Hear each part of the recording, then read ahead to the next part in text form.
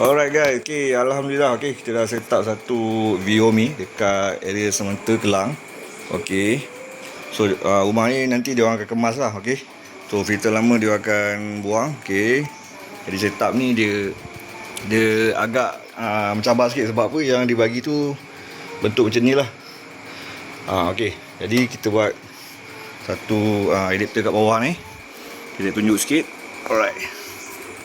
Okay, ini dia pecah dua lah. Dia pecah dua.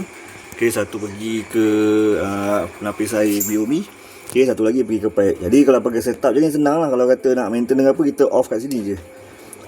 Okay, jadi tengok. Jadi kena prepare lah. Okay, jadi dia pipe ni terus. Sebab Viomi pakai satu hose saja. Okay, jadi tengok kat sini. So filter pun kita dah flushing. Kita dah letak balik dia punya ni. Okay, KCB dengan nano kan. Okay, right. So rumah kita dah training lah. Okay, untuk pakai dia. Sebab dia agak canggih lah. Sebab dia ada touch screen tu. Okay, untuk macam nak tekan apa, berapa set air. Okay, air sejuk ke, okay, air panas ke kan. Okay, right guys. Alright, Assalamualaikum.